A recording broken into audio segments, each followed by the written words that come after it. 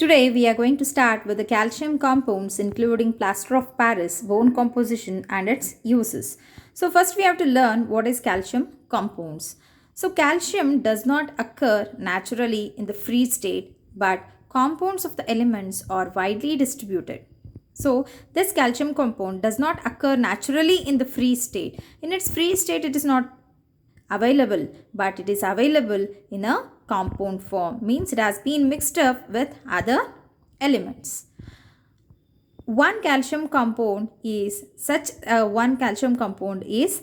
calcium oxide, that is nothing but lime. It is also called as CaO, was extensively used by the ancients, and calcium sulfate occurs as an anhydrate. So these are the two compounds of calcium which are going to be occur in its compound form. The most important calcium compound is calcium carbonate, CaCO3. The formula of calcium carbonate is CaCO3. The major constituent of limestone, marble, chalk and oyster shell and corals. So this is the main compound of this is nothing but the calcium carbonate. Calcium carbonate is used to make cement and mortar, and also it is made in the glass industry.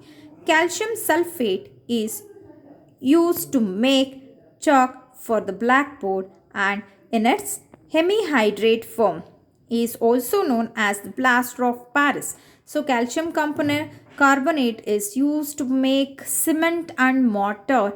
You know that we are using this mortar and pestle in the laboratory. So and also the plaster of Paris.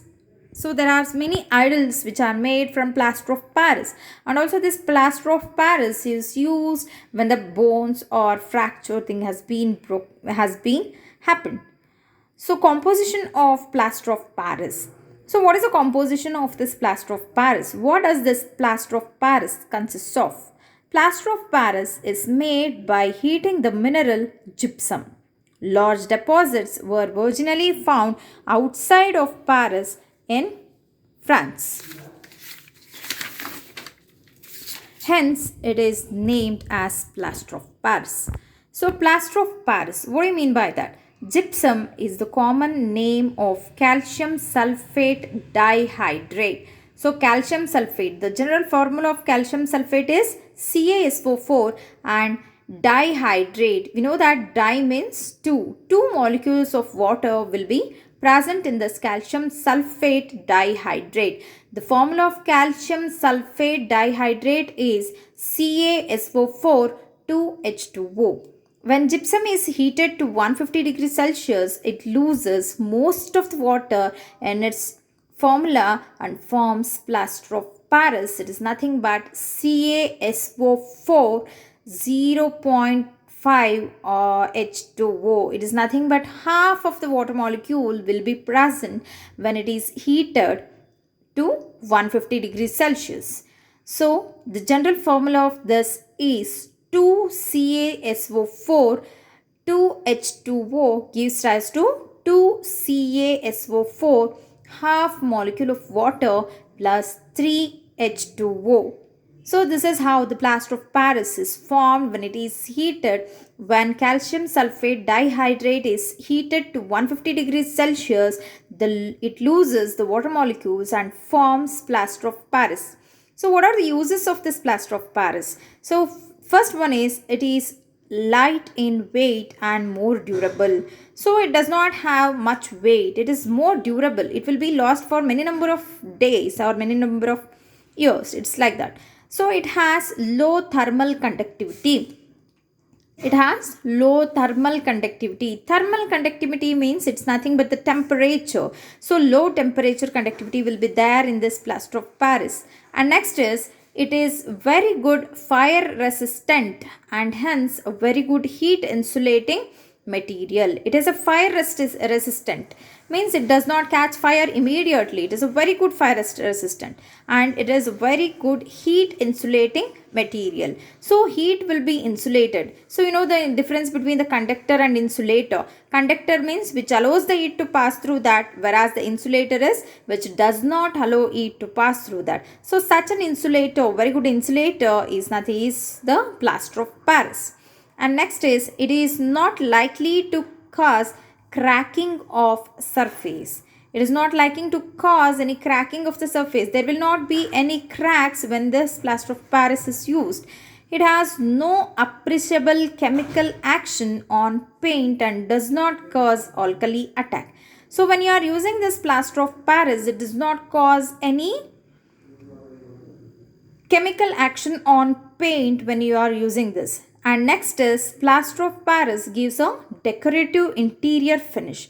So when you are using this plaster of Paris, it's nothing but calcium sulfate. Okay, when you are using this calcium sulfate hydrate, that will give you a decorative interior finish. So this is about the uses of plaster of Paris. And next is composition of bone. Bone is also a calcium compound which is present in our body. This bone itself consists mainly of collagen fibers and an inorganic bone mineral in the form of small crystals. So what will be there in this bone? It mainly consists of collagen fiber and also an inorganic bone mineral in the form of small crystals. So this is the composition of bone. In vivo,